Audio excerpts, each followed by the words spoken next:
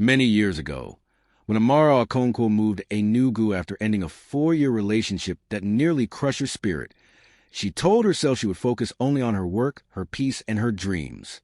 At 29, she had fought hard to build her small but successful textile business, Amara's Fabrics, selling beautiful Ankara prints and ready-to-wear pieces from a shop in the bustling Oddbeat market. She had little time for romance, and even less patience for disappointment. But somehow, no matter how much Amara tried to avoid it, the topic of marriage followed her everywhere like harmattan dust in December, at weddings, at church, even at her fabric shop when customers came for fittings. Somebody always managed to ask the same exhausting question. Amara, when will we eat your rice? And she always smiled politely, but inside her chest tightened. The truth was simple. She wanted love, but she no longer trusted it. For years earlier, she had been engaged to Emeka Ude, a handsome banker who had promised her the world, only to leave her 3 weeks before their introduction ceremony for a politician's daughter. That heartbreak had nearly broken her, and since then her walls had become high and thick. One Saturday afternoon, as she sat at her shop arranging new fabric arrivals, her 2 closest friends, Chioma and Kechi, barged in carrying plates of jollof rice and bottles of Zobo drink like women on a mission. Amara, Chioma announced dramatically and sat on the chair opposite her. Enough is enough. You cannot keep sewing beautiful asoebi for other brides while refusing to become one yourself. Amara rolled her eyes. And what exactly do you want me to do? Go to Ogwe Road and carry a placard saying, "Husband wanted"? And Kechi laughed so hard that her drink almost spilled. Not a placard. My dear, what you need is a profile. We have registered you on Heart Connections. Amara froze. You did what? Calm down, Chioma said. It's a matchmaking group for serious singles only. They arrange blind dates for professionals who are too busy to find love. At first, Amara refused. But after hours of persuasion, countless eye rolls, and promises of just one date, she reluctantly agreed to try, although deep down she had one secret fear. She didn't want to be used, lied to, or taken for granted again. That night, as she was scrolling through her messages, an idea struck her like sudden rainfall. What if I test him first? Her plan was simple but audacious. She would pretend to be a single mother with a 5-year-old son from a failed relationship. Any man who truly wanted her would accept her as she was, but those looking for perfect, baggage-free women would disappear on their own. When she told her friends the next day, Nkechi nearly dropped her meat pie. Amara, are you sure about this madness? Amara sipped her Zobo calmly and smiled. It's better to know the truth now than after falling in love again. The following Friday, Amara dressed elegantly in a fitted Ankara dress she'd made herself and went for her first blind date at a small restaurant near Nnamdi Azikiwe Stadium. She arrived early, ordered pineapple juice, and waited. Minutes later, a tall, soft-spoken civil engineer walked in and smiled warmly. His name was Ikenna, and the first 15 minutes of their conversation went smoothly until she casually mentioned having a 5-year-old son. The change was instant. The man's smile froze and his posture stiffened. Oh, you have a child? Amara nodded, sipping her juice casually. Yes, his name is Chitty. Ikenna cleared his throat and laughed awkwardly, but his next word stung. Ah, I see. You are a beautiful woman, Amara, but honestly I am still young.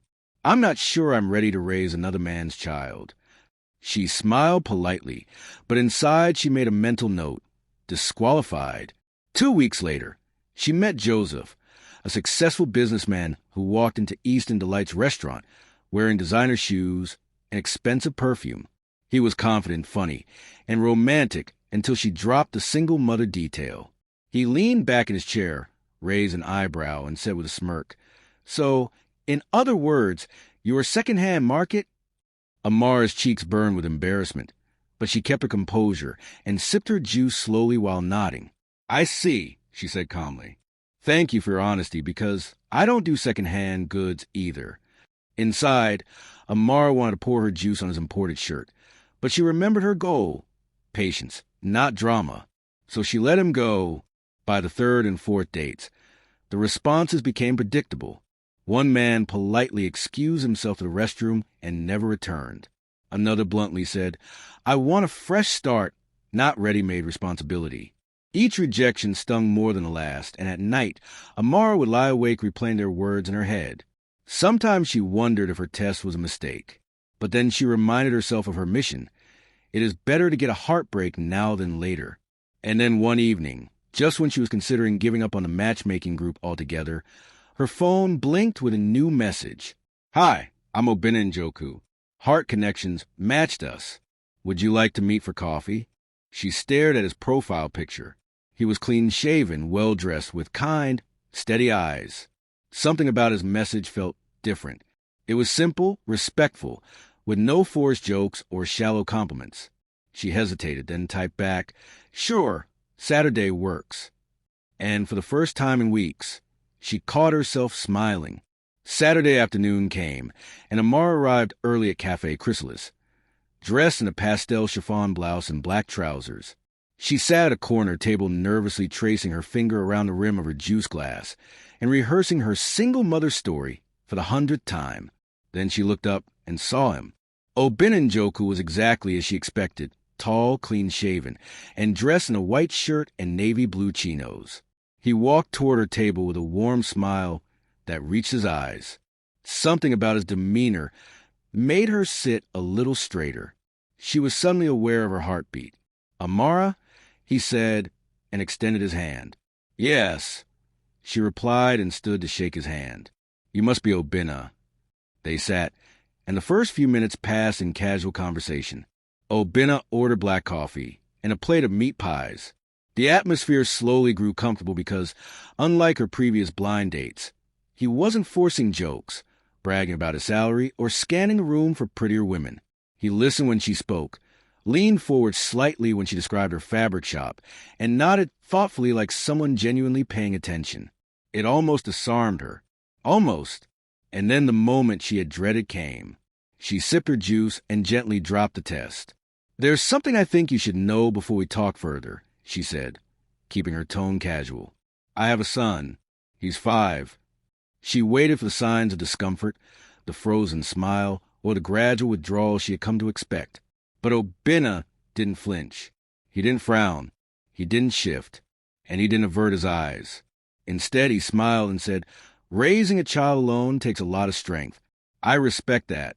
You are strong, Amara." Amara blinked, momentarily lost her words. There was no polite exit strategy, no backhanded comments about baggage, just acceptance and admiration. As their date continued, Amara found herself laughing more genuinely than she had in years. When Obina spoke about his architectural projects, his eyes lit up with passion rather than ego. When she described her dream of expanding her fabric business into a fashion line, he asked thoughtful questions instead of dismissing it as a hobby. By the time they finished their coffee, something had shifted inside Amara. A tiny crack in the wall she'd built around her heart. But with that crack came an unexpected weight, guilt. Her test had worked too well. She'd found a man who passed, but now she was trapped in her own deception. As Obina walked to her car, he paused and said, "I enjoyed talking with you. Amara, I'd like to see you again." She smiled, genuinely this time. "I like that too." Driving home, Amara's emotions battled within her. The joy of meeting someone who seemed genuinely kind war with the guilt of her lie. She had created a fictional child to protect herself from heartbreak, but now that very fiction threatened to become the source of a new kind of pain. "Just one more date," she whispered to herself as she parked outside her apartment. "Then I'll tell him the truth." But even as she made this promise, a small voice inside warned her that with each meeting, the lie would only grow more difficult to confess, and potential heartbreak even more devastating. Oh, wow! Will Obina still want Amara when he discovers her deception? Or is she setting herself up for an even bigger heartbreak? If this story has you on the edge of your seat, smash that like button and subscribe to AfricanTales by Zion. Drop a comment. Would you forgive someone who tested you with such a big lie? The next chapter reveals how deep Amara's deception goes. It will leave you speechless. Share this video and turn on notifications so you don't miss what happens next. After that first meeting, Obina became consistent in a way Amara had never experienced. He didn't bombard her with constant messages, but every morning, like clockwork, There was a good morning, Amara. Hope you slept well, waiting on her phone. Some evenings, he sent her funny memes, thoughtful prayers, or random questions about her favorite meals. Their second date was dinner at Root's Garden, where they ate grilled fish and sweet plantains while talking about life, dreams, and the endless chaos of dating in Nigeria. Obinna suddenly said, "Do you know how rare it is to meet someone who talks more about purpose and gossip?" Amara smiled and replied, "Do you know how rare it is to meet a man who listens without interrupting?" He laughed and leaned back in his chair. Slowly, Amara's walls began to lower, but each time she laughed with Obinna and felt the ease of his company, her guilt stabbed her a little deeper. She wanted to tell him the truth, that she was not a single mother. But every time she rehearsed the words in her head, fear silenced her. "If he thinks I lied from the start, he will walk away," she told herself one night, hugging her pillow. "Let me just wait a little longer. I will tell him later." But that later kept stretching, and her fictional son Chitty began to take on a more detailed life. When Obinna asked about him, she created stories about his school, his favorite cartoons, and his mischievous personality. Each detail added another layer to her deception, making the eventual truth harder to reveal. 2 weeks into their relationship, Obinna invited her to dinner at the Cornerstone restaurant in Independence Layout. When she walked in, she immediately noticed he wasn't alone. Sitting beside Obinna was a woman in her late 30s, elegantly dressed in a green and gold ochre gown. Obinna stood to hug her. "Amara, meet my elder sister, Adana Njoku." Amara smiled politely and extended her hand. "It's nice to meet you, Adana." Adana's handshake was firm but brief, and her eyes scanned Amara's face with intensity, like someone who could see straight through smiles into lies. Dinner started smoothly enough. Obinna was his usual calm and thoughtful self, steering conversation between his 2 favorite women, laughing occasionally, asking Amara about her fabric business, and sharing family jokes. But Adana said very little. She was observing silently. Then, casually, she dropped a question that made Amara's chest tighten. "Amara, I went through your Instagram page today. You've got lovely work on your designs, by the way, but I couldn't help noticing something." Amara smiled, masking the sudden rush of heat in her chest. "Oh, what's that?" Adana leaned back and crossed her arms. "For someone who talks so lovingly about her 5-year-old son, I couldn't find a single photo, video, or even a hint of him anywhere on your page. Strange, isn't it?" The words hung in the air like a dropped glass. Obinna slowly turned towards her. Amara started laughing nervously. "Oh, that," she said smoothly. "I don't like putting him online. Privacy, you know." Adana's lips quirked slightly, and she nodded. Dinner continued, but Amara's appetite vanished. Every bite now felt heavy, every laughter forced, and Obinna's silence on the drive home was heavier than stone. She also noticed that over the next few days, Obinna became strangely quiet and watched her more than usual. He didn't question her openly, but she caught him looking at her closely, as if he were connecting invisible dots. One evening, after walking her to her car, he paused and said, "Amara, next time bring Chitty along. I would love to meet him." Her throat went dry instantly. She quickly nodded. "Of course. Someday." Another time, Obinna took her out to Eastern Royal Garden, and at first, everything was pleasant. He complimented her outfit, held her hand, and even teased her about always ordering Zobo instead of wine. But halfway through the evening, he dropped the question casually, like someone talking about the weather. "So, where does Chitty school again?" Amara's fork froze midair, but she quickly forced a calm smile. "Ah, he's in Owerri with my auntie. That's where he schools. I only see him during the holidays." Obinna nodded thoughtfully and leaned back in his chair. Interesting. But I thought you said he was in Lagos with your cousin's wife." Her throat went dry. She blinked and laughed awkwardly. "Oh, I meant he used to be there. He moved to Owerri 2 months ago." Obinna smiled but said nothing. His silence was worse than any confrontation. 2 days later, Adana invited Obinna for lunch at her house. Obinna didn't know it yet, but Adana was determined to protect her brother. Over egusi soup, Adana leaned back on the sofa and studied her brother's face. "Obinna, you like her, don't you?" Obina smiled. I do. She's different. Adana nodded slowly. She's beautiful, no doubt, but I have learned something in life. People hide things when they desperately want to be loved. Obina frowned slightly and dropped the spoon. Adana, she held up a hand. Wait, I'm not saying she's bad. I'm just saying ask questions. Small things don't add up. No pictures, no stories. And she's always vague about her son. If you want to build a future, Obina, don't build it on sand. Obina said nothing, but Adana's words stayed with him. That night, as he lay on his bed, staring at the ceiling fan, he decided, I need to know the truth. That weekend, Obina and Amara went on a casual dinner date at Royal Pot Restaurant. While waiting for their food, Obina scrolled through Instagram and suddenly paused. Hey, he said and turned his phone to her. Is this your fabric shop page? Amara smiled proudly. Yes, that's it. He nodded slowly, scrolling through her designs, her travels, and her friends. But there was no child. Not even one blurry photo, one tiny caption, or one random toy in the background shelf. Nothing. He frowned. Amara, do you mean to tell me you've had Chitty for 5 years, and not once did you share anything about him? Not even a birthday cake. Her chest tightened. She laughed nervously. Obina, I'm a very private person. You know how social media can be. I don't want strangers knowing about my child. Obina smiled and leaned forward, staring at her. I understand privacy, but I also understand when someone is hiding something. The words landed softly, but they cut deep. Amara looked away, pretending to admire the restaurant's lights, but her mind was spinning. Over the next week, Obina started observing her more closely.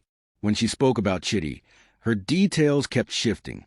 Sometimes her son was in a wherry, sometimes he was in Abuja, sometimes with her auntie, and sometimes with her cousin. He noticed she never received calls from homework teachers or babysitters, and there was never background noise of a child whenever she picked his calls at night. To make matters worse, whenever he casually suggested meeting Chitty, her answers grew shorter and vaguer. Meanwhile, Amara began losing sleep. She would lie awake at night, replaying her conversations and trying to stitch her stories together so they wouldn't unravel.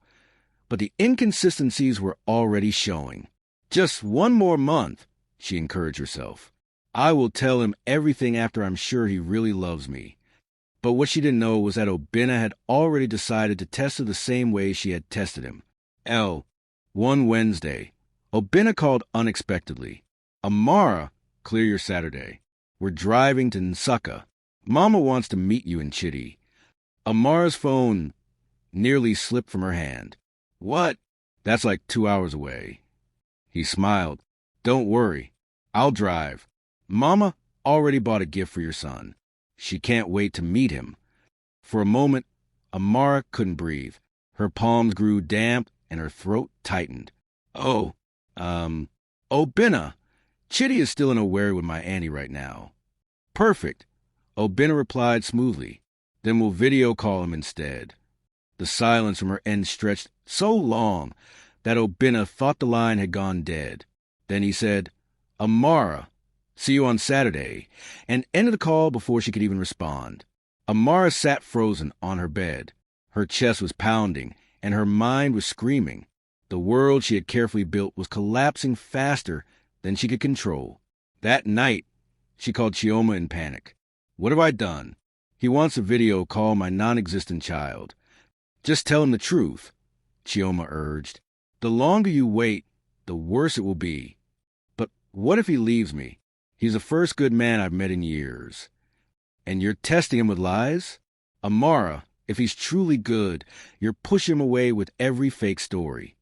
Amara ended the call without resolution, her mind racing through increasingly desperate options. Should she hire a child actor? Photoshop some pictures? Claim her son was suddenly ill? Each possibility seemed more ridiculous than the last. The simple truth was that her small test had grown into a monster she could no longer control. As she lay in bed that night, staring at the ceiling, the weight of her deception pressed against her chest like a stone. She had created Chitty to protect herself from heartbreak, but now her fictional son was leading her straight into the pain she tried so desperately to avoid. Morning came too quickly, and with it, the realization that she had no good options left. Tell the truth and potentially lose Obinna, or continue to lie and definitely lose herself. She picked up her phone, her fingers hovering over Obinna's contact. One call could end the charade, but would it also end everything good between them? Her heart raced as she pressed the call button, knowing that whatever happened next would change everything. The phone rang once, twice, 3 times before Obinna's warm voice answered. "Amara, I was just thinking about you." She took a deep breath. "Obinna, we need to talk." "Not on Saturday. Today." There was a pause, and when he spoke again, his voice was different. Softer, sadder, as if he already knew what was coming. "I think we do. Where should I meet you?" As she named a quiet cafe near her shop, Amara realized she had reached a moment of truth in more ways than one. The test she had created to protect her heart was about to put it at greater risk than ever before. And the irony wasn't lost on her. In trying to find a man who would accept her with her supposed baggage, she might have found and lost a man who would have accepted her exactly as she was, if only she had trusted with the truth from the start. Is Amara finally going to come clean, or will she dig herself deeper into this web of lies? If this story is you shaking your head, smash that like button and subscribe to African Tales by Zion. Drop a comment. Would you tell the truth or keep the lie going at this point? Next chapter shows Amara's moment of truth, and Obinna's reaction will leave you stunned. Share this video and turn on notifications. You do not want to miss what happens next. For 3 nights straight, Amara couldn't sleep properly. Her heart had been in a constant drum roll since she'd agreed to meet Obinna at Tranquil Cafe to finally tell him the truth. Even now, sitting at a corner table waiting for him to arrive, her reflection in the window looked pale and restless. She dabbed lip gloss on her trembling lips and muttered to herself like a mantra, "Stay calm, Amara, just stay calm." But deep inside, she knew she had no idea how to untangle the lies she had woven. The cafe was quiet, with just a handful of patrons scattered across the room. Soft jazz played in the background, a stark contrast to the chaos in Amara's mind. She had arrived 30 minutes early, ordering zobo that now sat untouched, its deep red color reminding her of the mess she created. The bell above the door chimed, and Amara's heart lurched as Obinna walked in. He looked handsome as always in a light blue button-down shirt and dark jeans, but his usually warm eyes were guarded, his smile polite rather than affectionate. He spotted her and walked over, pulling out the chair across from her. "Amara," he said simply, his voice even. "Thank you for coming," she replied, hating how her voice trembled. A waitress approached, and Obinna ordered black coffee, without looking at the menu. When they were alone again, he leaned back in his chair and waited, clearly expecting her to speak first. Amara took a deep breath. "Obinna, I need to tell you something, and I know you might hate me afterward, but I can't continue like this." He nodded slightly. "I'm listening." She started, then faltered. Saying it aloud seemed impossible. She tried again. "The thing is, about Chitty." "Your son," he prompted, his expression giving nothing away. "He's not." Amara's voice dropped to a whisper. "He doesn't exist." For a moment, Obinna didn't react. He simply stared at her, his face a perfect mask of composure. Then he exhaled slowly. "I know," he said quietly. Amara blinked in confusion. "You know?" "I've known for a while. Amara, the inconsistent stories, the lack of photos, the way you change the subject whenever I suggest meeting him." He shook his head. "What I don't know is why. Why create a fictional child? What was the purpose?" The waitress returned with his coffee, creating a brief reprieve from the intensity of the moment. When she left, Amara felt tears threatening to spill. "It started as a test," she admitted, shame burning her cheeks. "After Emeka left me for that politician's daughter, I couldn't trust men anymore. I thought if a man accepted me with child, then he would love me for who I am, not for being perfect or unburdened." Obinna's expression shifted slightly. "So, you tested me? Every man you met?" Amara nodded miserably.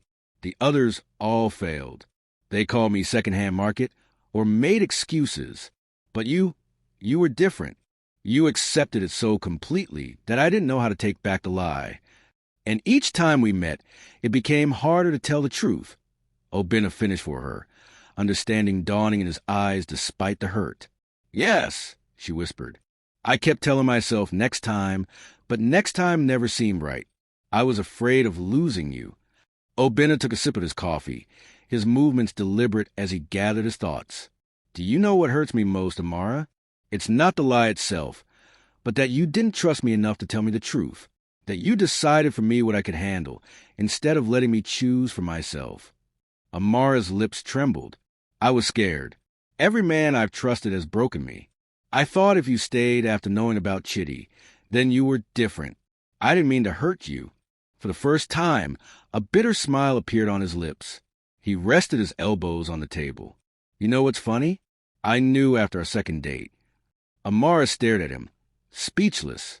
I noticed things, Amara. There were no photos, no school runs, no calls from teachers. Your stories kept changing, and Adana confirmed it when she checked your profile. But I didn't confront you immediately because... He paused as his jaw tightened. Because I want to see how far you would go with the lie. I want to see if you would at least open up. Amara bowed her head as shame burned through her like fire. So you tested me too. Obinna nodded slowly. I needed to know the real you. The woman who laughs when she talks about her designs. The one who stays up late sewing because she believes in beauty. The one I was falling for. Obinna's voice cracked slightly on the last words, and for the first time, his calm composure broke. The pain in his eyes was deeper than any anger could express. Amara reached across the table to touch his hand, but he pulled away gently.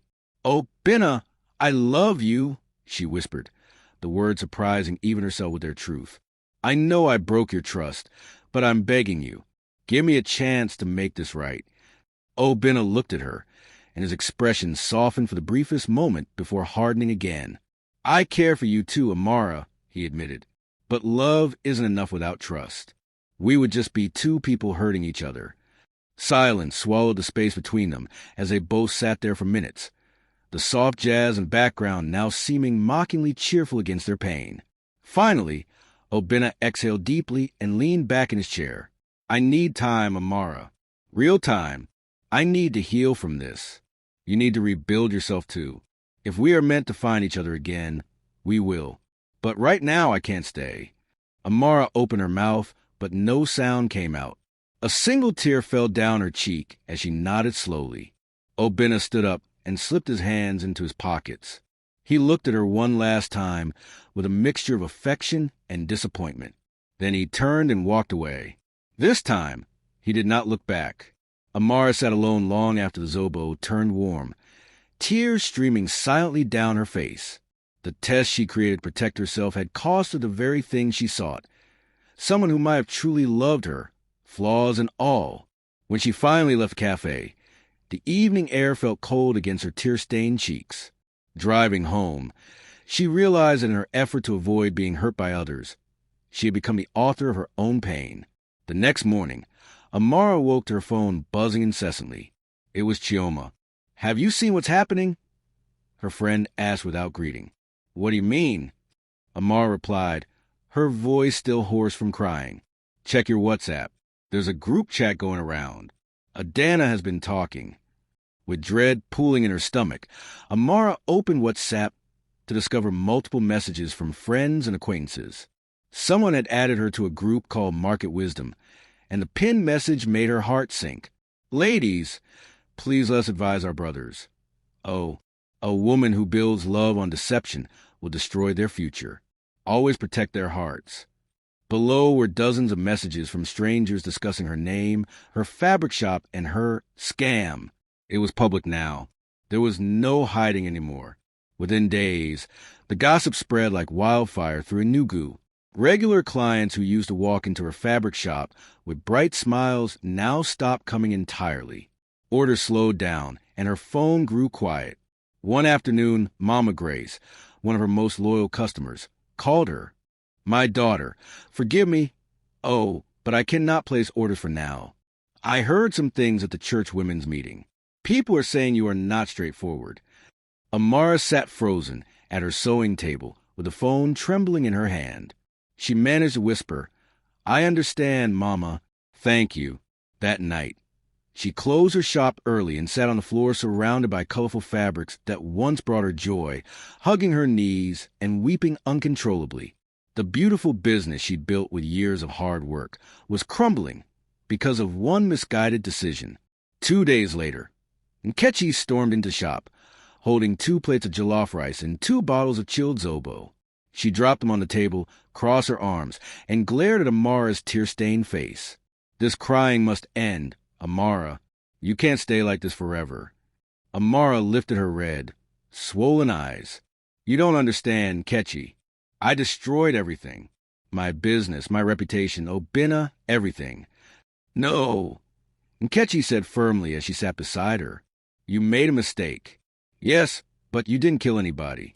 Stop letting guilt bury you alive. Amara shook her head slowly. I lied to the only good man I've met in years. And now his sister has finished me publicly. Nkechi sighed and reached for her hand. Then fight for your business. Fight for your peace.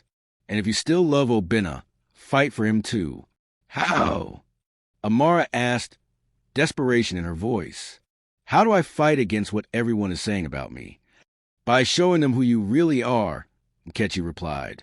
Not the woman who created a fictional child, but the talented, hard-working Amara who built this business from nothing. The one who stayed strong after Emeka left. The one who gets up no matter how many times she falls. For the first time in days, a small flame of determination kindled in Amara's chest. Perhaps Nkechi was right. Perhaps there was still something worth fighting for. That evening, she sat at her sewing machine until dawn, creating the most beautiful Ankara dress she'd ever designed. It featured a pattern of intertwined threads, broken, tangled, but ultimately coming together to form something whole. She photographed it and posted it on her business page with a simple caption. Sometimes we break. Sometimes we tangle. But with grace, we can always be rewoven into something beautiful. New collection coming soon. Hashtag Amara's Redemption. It was a small step, but it felt like breathing again after being underwater. The post received only a few likes, but among them was one that made her heart skip. Obinna's colleague, Chuka. Minutes later, a direct message from him appeared. He's hurt, Amara, more than you realize, but he still asks about you. Amara stared at the message for several seconds, her chest rising and falling rapidly. Her fingers trembled as she typed back. What do I do? After a minute, the reply came. Be honest all the way. If you want him back, you'll have to fight. But I will warn you, he may not forgive you easily. Amara set the phone down slowly as fresh tears formed. But these were different. Not tears of defeat, but of determination. She had lost herself in lies. But perhaps she could find herself again in truth. The next day, she went to her shop earlier than usual and placed a new sign in the window. Honesty sale. Every purchase comes with my true story. Judge me after, not before. It was risky, but she was done hiding. Throughout the day, curious customers trickled in, some genuinely interested in her fabrics, others simply wanting to hear the gossip from its source. To each one, Amara told her story honestly. Her heartbreak, her fear, her misguided test, and the consequences she now faced. Some walked out disapprovingly, but others stayed, touched by her vulnerability. By closing time, she had sold more fabric than she had in the past week, and 3 customers had placed orders for new designs. That night, as she locked up her shop, she noticed a familiar silver car parked across the street. Her heart leaped, thinking it might be Obinna, but when she looked closer, the car was empty. Had he been there and left? Or was she now seeing his presence everywhere, a ghost of what she'd lost? Either way, something had shifted. The path to rebuilding her life would be long and difficult. But for the first time since the truth unraveled, Amara felt a flicker of hope. She had survived Emeka's betrayal. She would survive this too, not by hiding behind lies, but by embracing the harder, braver truth. As she drove home, Amara made a promise to herself. Whatever happened with Obinna, whatever became of her business, she would never again sacrifice her integrity for security. Some prices were simply too high to pay. Wow. Adana really made sure everyone knew about Amara's lies. Will her business survive the scandal? And what about Obinna? Is that really his car watching her from across the street? If this story has you feeling the tension, smash that like button and subscribe to African Tales by Zion. Drop a comment. Should Obinna give Amara another chance, or is some trust impossible to rebuild? Next chapter shows how far Amara will go to win back what she's lost. And you won't believe what happens next. Share this video. Turn on notifications. 1 month had passed since Amara's world imploded. The gossip about her deception had spread through Enugu like wildfire, leaving her once thriving fabric business struggling to stay afloat. Where she once had customers lining up outside her shop on market days, now she often sat alone, the colorful Ankara prints that once brought her joy seeming to mock her with their brightness. Yet somehow, against all odds, she was still fighting. The honesty sale sign remained in her window, and though many came initially for the scandal, some stayed for her craftsmanship. A few loyal customers returned, moved by her vulnerability and willing to separate her mistake from her talent. It wasn't enough to restore what she'd lost, but it was something, a foundation upon which to rebuild. Early one morning, as Amara arranged new fabric deliveries, her phone rang with an unknown number. "Hello, Amara's Fabrics," she answered professionally, masking the hope that it might be a new client. "Ms. Okonkwo," a woman's crisp voice replied. "This is Ifeoma Nwankwo from Sunrise Radio. We'd like to interview you for our Women in Business segment this Friday." Amara's heart sank. She knew what this was. Not an honor, but an ambush, a chance to humiliate her publicly over her deception. "I appreciate the offer," she said carefully, "but I must decline." "Ms. Okonkwo," the woman persisted, "this is an opportunity to tell your side. The story about your unconventional dating approach has already spread. Wouldn't you rather speak your truth than let others define you?" Amara paused, considering. Perhaps there was wisdom in confronting the narrative directly rather than hiding from it. "What exactly would this interview entail?" she asked cautiously. 15 minutes, live on air. Your business journey, challenges, and yes, the recent controversy. But I promise you fair treatment, not a witch hunt."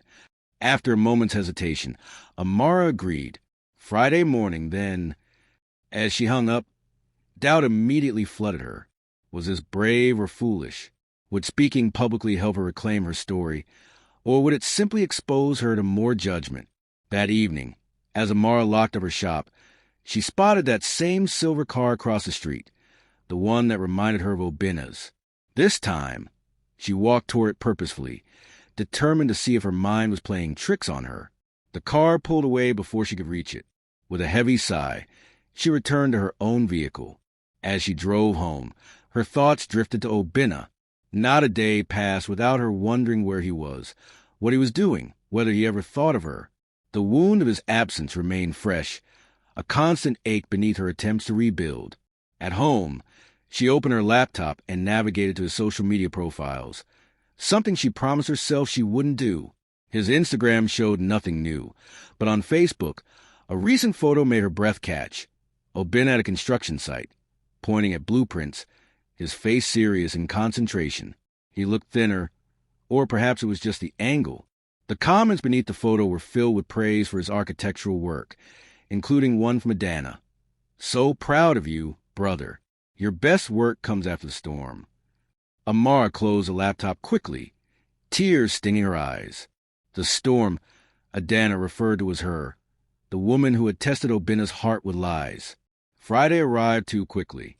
Dressed in one of her own designs, a sophisticated purple and gold Ankara blazer over a simple black dress, Amara entered the Sunrise radio station with her head held high despite the nervous flutter in her stomach.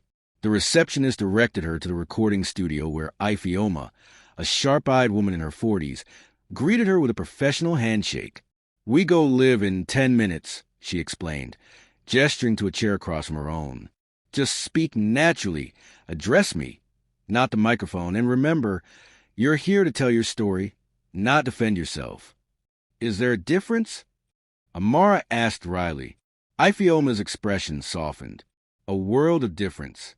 Defense comes from shame. Your story comes from truth, even when that truth isn't flattering." Before Amara could respond, the producer gave a countdown, and suddenly they were live. Good morning, Enugu. This is Sunrise Radio's Women in Business, and I'm your host, Ifeoma Nwankwo. Today we have with us Amara Okonkwo, owner of Amara's Fabrics and Agbeat Market, whose beautiful anchor designs have caught attention across the city. Amara, welcome to the show. Thank you for having me, Amara replied, her voice steadier than she felt. The interview began with standard questions about her business journey, how she started with just one sewing machine after university, her challenges as a young female entrepreneur, her vision for expanding into a full fashion line. Then, inevitably, came the pivot. Amara, in recent weeks, your name has been circulating in Enugu for reasons beyond your beautiful designs. Would you like to address the story that's being told about you? Amara took a deep breath. This was it, the moment of truth, quite literally. Yes, Ifeoma, the stories you've heard have truth in them. I did pretend to have a child when dating. After a devastating heartbreak 4 years ago, I created a test to see which men would accept me with what society often views as baggage. It was wrong. It was dishonest. And I faced serious consequences for that choice. What prompted such an unusual approach to dating? Fear, Amara admitted simply. When you've been abandoned just before your introduction ceremony, when you plan a future with someone only to have it shattered because a better option came along, you become desperate to protect yourself. And did your test work? It did, in a way. Many men revealed their shallowness immediately. But then I met someone who passed the test completely. He accepted my fictional child without judgment, and instead of feeling relieved, I found myself trapped in my own deception. What happened when the truth came out? Amara swallowed hard. I lost him. I lost clients. I nearly lost myself. But I've learned something valuable. Tests and tricks never lead to real love. Only honesty does, even when it's frightening, even when it makes you vulnerable. The interview continued, with Amara speaking candidly about rebuilding her business and her reputation. As they wrapped up, Ifeoma asked one final question. What would you say to the man you tested if he were listening today? Amara's carefully maintained composure wavered for the first time. I would say, I'm sorry, not just for lying, but for not trusting you enough with the truth. You deserve better than my fear. As she left the radio station, Amara felt strangely lighter, as if speaking her truth publicly had lifted some of the weight she'd been carrying. She checked her phone to find several messages from Chioma and Kechi, sending love and support. But the message that made her pause came from an unknown number. Brave interview. Truth becomes you. See, could it be Chuka? And if so, was he reaching out on his own, or had Obina heard the interview?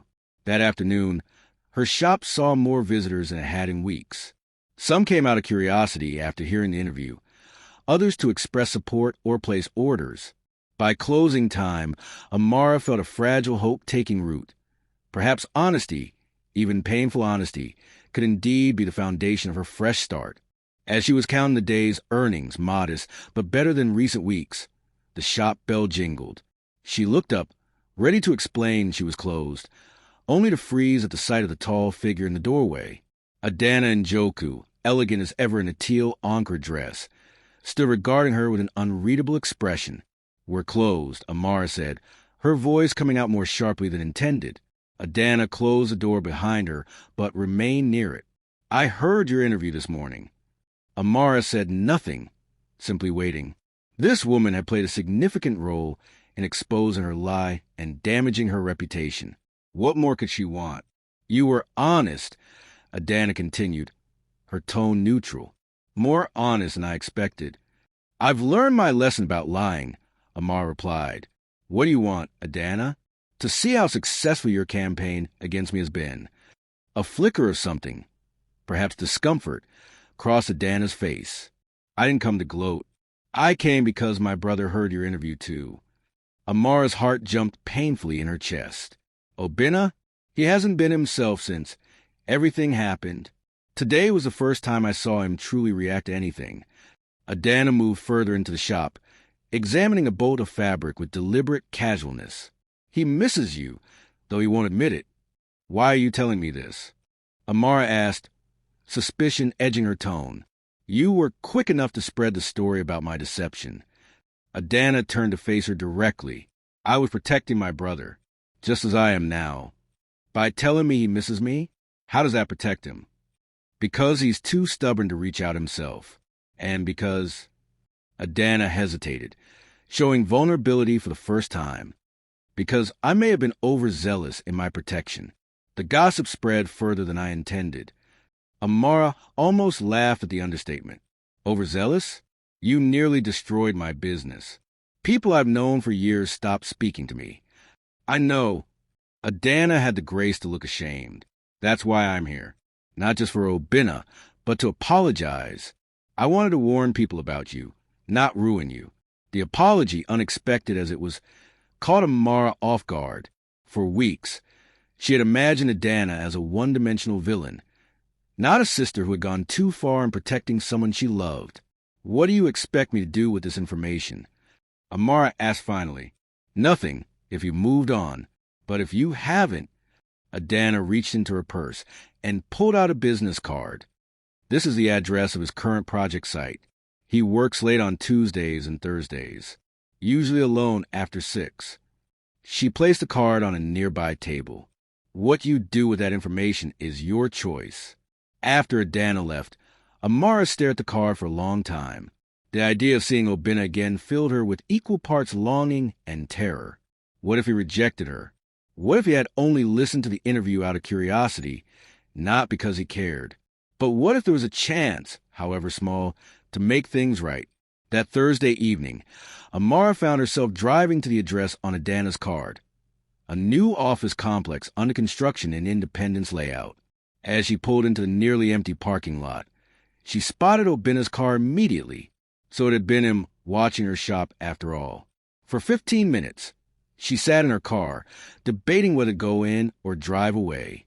Finally, gathering all her courage, she stepped out, clutching a gift bag containing something she'd stayed up all night creating. The building was impressive, even unfinished. Large glass windows, modern lines. Clearly the work of a talented architect.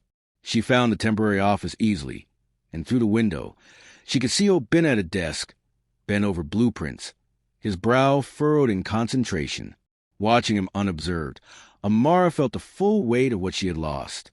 This man had shown her nothing but respect and kindness, and she had repaid him with deception. Before she could lose her nerve, she knocked on the door. Obinna looked up, his expression shifting from professional readiness to shock when he saw her. He stood slowly and came to open the door. Amara, he said, her name a question in itself. I heard you might be working late, she said, trying to keep her voice steady. I brought you something. He hesitated before stepping back to let her in. The office was spare, just a desk covered in blueprints, a few chairs, and a cabinet of architectural models. I heard your interview, he said, his tone carefully neutral. It was very honest. I'm trying to be honest now, she replied, in everything. She handed him the gift bag. Inside was a handcrafted fabric portfolio case in deep blue Ankara, embroidered with his initials. For your blueprints, she explained as he examined it. I notice you always roll them up when you travel between sites. It's beautiful, he admitted, running his fingers over the detailed needlework. Thank you. An awkward silence fell between them, filled with all the things unsaid. Finally, Amara gathered her courage. I came to tell you I'm sorry, Obinna, not just for lying about having a child, but for not trusting you with the truth. You deserve better. You said that on the radio, he noted, his expression still guarded. I meant it for you, not for the audience. She met his eyes directly. I've spent weeks thinking about what I did, why I did it. I was so afraid of being hurt again that I hurt someone who never gave me any reason to fear him. Obinna set the portfolio down carefully. Fear makes us do things we regret. Amara, I understand that. What I struggled with wasn't the lie itself, but what it said about your trust in me, in us. I know, she whispered, and I can't change that. All I can say is that I've changed. I won't build anything on deception again, whether it's with you or anyone else. He studied her for a long moment, his eyes searching hers as if looking for the truth behind her words. Why did you come here tonight, Amara? What are you hoping for? It was a question she'd been avoiding even in her own mind. What did she want? Forgiveness? Reconciliation? A second chance she wasn't sure she deserved? Honestly, she took a deep breath. I don't know. Maybe just to see you one more time. To tell you that meeting you changed me. Not because of how it ended, but because for the first time in years, you made me believe in something genuine. Obina's expression softened slightly. The problem is, Amara, I don't know what was genuine and what wasn't. Ask me anything, she said impulsively. Right now, I'll tell you nothing but truth. He seemed surprised by the offer, but after a moment's consideration, he gestured toward the chairs. Sit down, then. For the next hour, they talked, really talked. Obina asked questions about her past, her fears, her dreams for her business. Amara answered everything without evasion, even when the truths were unflattering. In turn, she asked about his work, his family, how he had felt when he discovered her deception. It hurt, he admitted. Not because he didn't have a child. That never mattered to me. But because I thought we were building something real, and suddenly I didn't know what was true anymore. As they spoke, something subtle shifted between them. Not a return to what had been, but perhaps the beginning of something new, something built on honesty rather than tests and tricks. When Amara finally stood to leave, the tension that filled the room upon her arrival had dissipated, replaced by a tentative warmth. Thank you for portfolio, Obina said, walking her to the door, and for coming here tonight. Thank you for listening, she replied. Then, gathering her courage once more, Obina, I don't expect anything from you. I just want you to know that I truly am sorry, and I truly did care for you. He nodded, his expression thoughtful. Good night, Amara. It wasn't forgiveness. It wasn't reconciliation, but it was something, a conversation without anger, a moment of connection after weeks of silence. As Amara drove home, she felt a curious mixture of sadness and peace. She had said what she needed to say. The rest was no longer in her hands. What she didn't know was that Obina watched her car until it disappeared from view, his hand resting on the fabric portfolio she had made, his heart as conflicted as hers. Will Obina ever truly forgive Amara? Can they rebuild trust after such deception?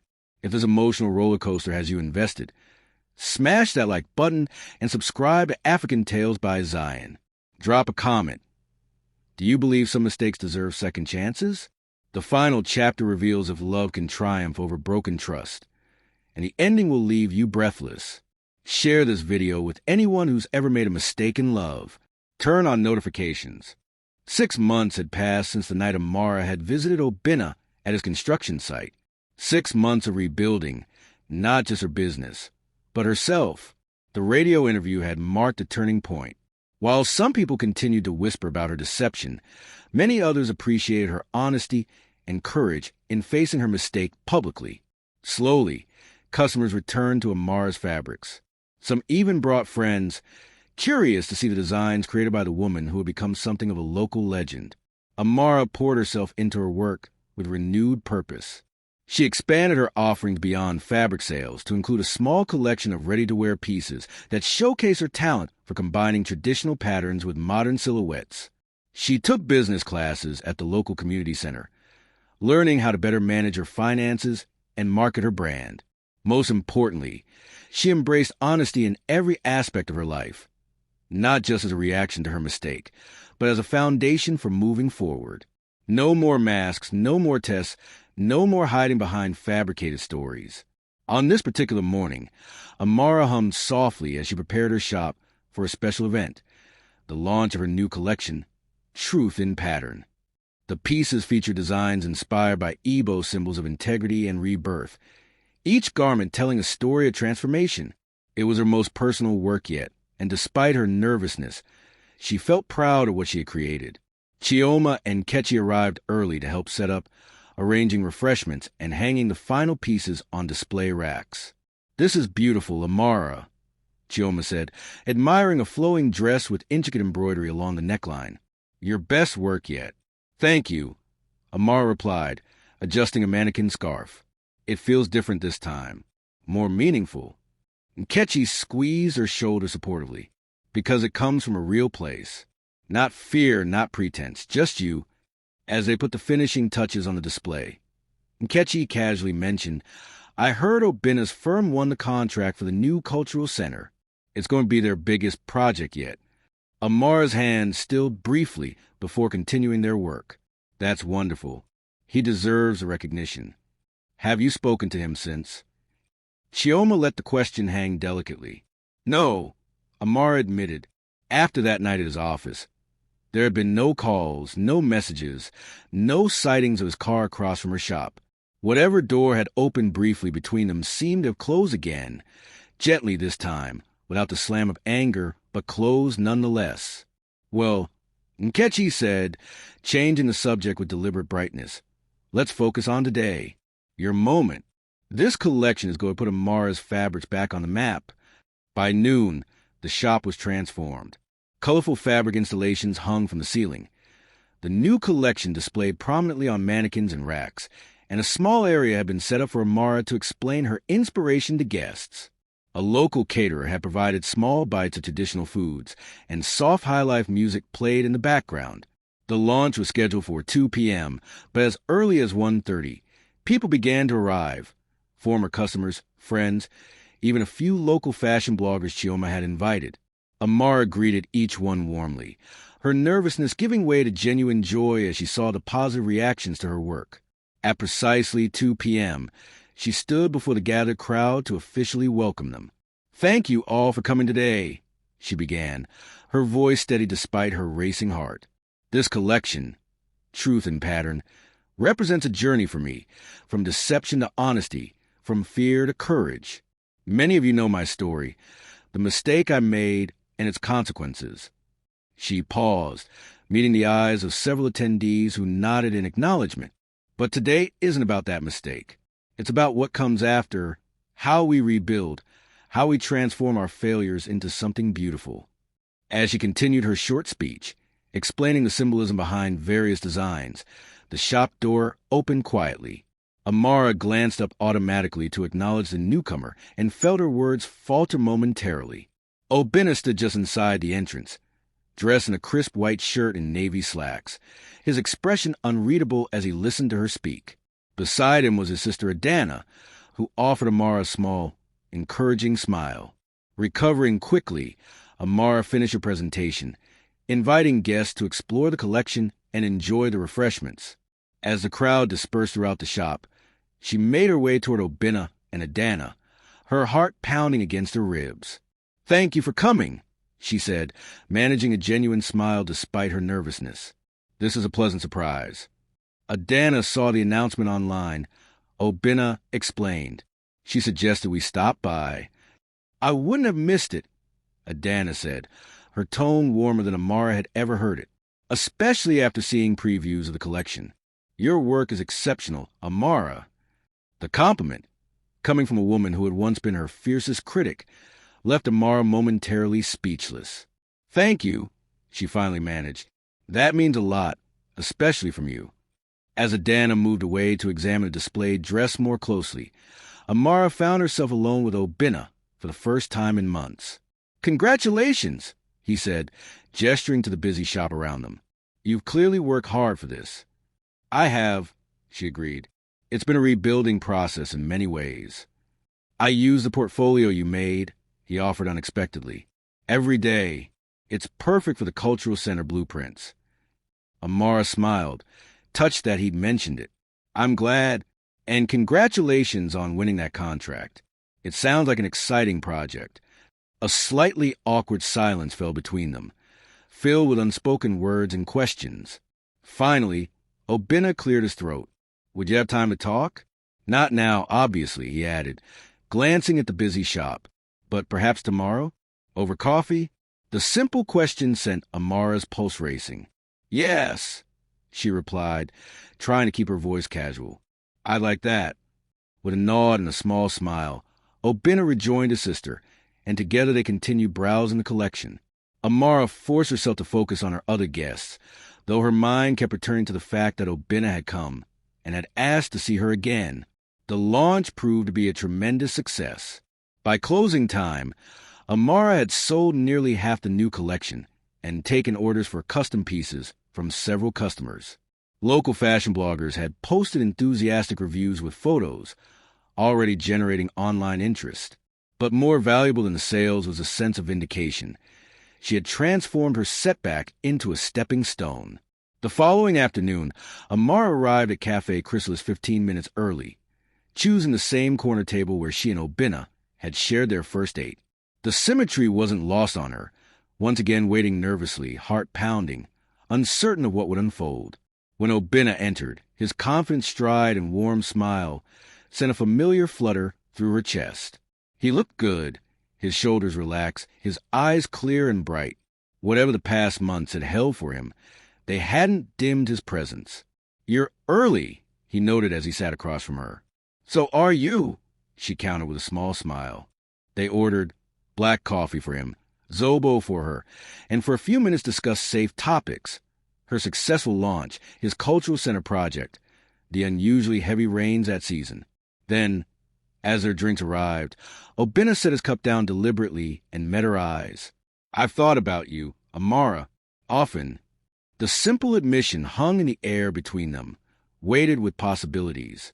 "I've thought about you too," she replied softly. "Every day." Obinna nodded, as if her answer confirmed something for him. "After that night at my office, I needed more time to be sure of what I wanted, of what I could trust." "I understand," Amara said, and she truly did. Trust, once broken, couldn't be mended overnight, no matter how sincere the apology, no matter how deep the regret. "Your radio interview affected me more than I expected," he continued. "Hearing you take responsibility publicly without excuses, it showed courage. It was terrifying," she admitted with a small laugh, "but necessary. For me, even more than for others. And yesterday, seeing your new collection, the way you've transformed your experience into something creative and honest, it confirmed what I've been feeling for months." He paused, choosing his words carefully. "People make mistakes, Amara, sometimes serious ones. What matters is what they do afterward." Hope flickered in Amara's chest, but she was afraid to trust it. "What are you saying, Obinna?" He reached across the table, his hand stopping just short of hers. "I'm saying I'd like to try again. Properly this time. No tests, no pretenses, just two people getting to know each other honestly." Tears pricked at Amara's eyes. "Even after everything?" "Because of everything," he corrected gently. "We both learned something valuable about trust and honesty. Maybe that gives us a stronger foundation than most people start with." Slowly, deliberately, Amara placed her hand in his. "I'd like that," she whispered. "And I promise you, Obinna, no more lies, not even small ones. Only truth between us from now on." His fingers tightened around hers. "That's all I ask." They talked for hours, sharing things they had never revealed before. Childhood disappointments, professional insecurities, dreams they had barely admitted to themselves. It wasn't a resumption of their former relationship, but the careful, intentional beginning of something new. When they finally left the cafe, the setting sun bathed a Nugu in golden light. At her car, Obinna held her hand a moment longer than necessary. "I have a question," he said, a hint of mischief in his eyes. "A real one this time." "Ask me anything," she replied, echoing her words from that night in his office. "I'll tell you nothing but truth. Do you have any children, Amara Okonkwo?" His tone was teasing, but his eyes held warmth rather than accusation. She laughed, the sound carrying freely across the parking lot. "No, Obinna Njoku. Not yet." The yet hung between them, unaddressed but acknowledged, a possibility for a future they might build together. As she drove home, Amara reflected on the journey that had brought her here.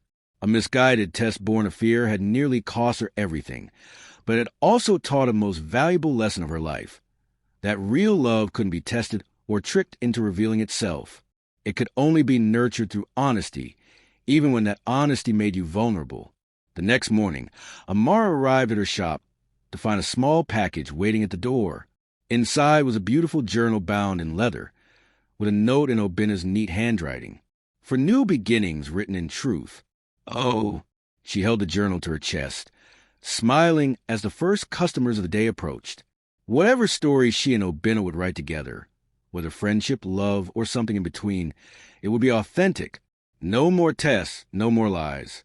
And that, Amara realized, was the greatest gift her mistake had given her. Not just a second chance of good man, but a second chance to be the woman she had always wanted to be, honest, brave, and true. 2 months later, as Amara and Obinna sat together on his mother's veranda in Succa, sharing stories and laughter over plates of jollof rice, she caught Adana watching them with a small, satisfied smile. "What?" Amara asked, raising an eyebrow at her once adversary, now friend.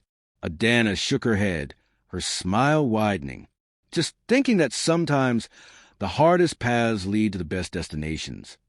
Mama and Joku, who had welcomed Amara with warm, unquestioning acceptance, nodded in agreement.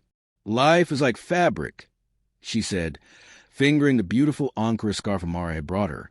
"Even mistakes can become part of the pattern, if woven with skill and patience." Amara met Obinna's eyes across the table, finding in them the same quiet joy she felt in her own heart. They were writing their stories slowly, carefully, with the patience of those who had learned the value of building on truth. It wasn't perfect.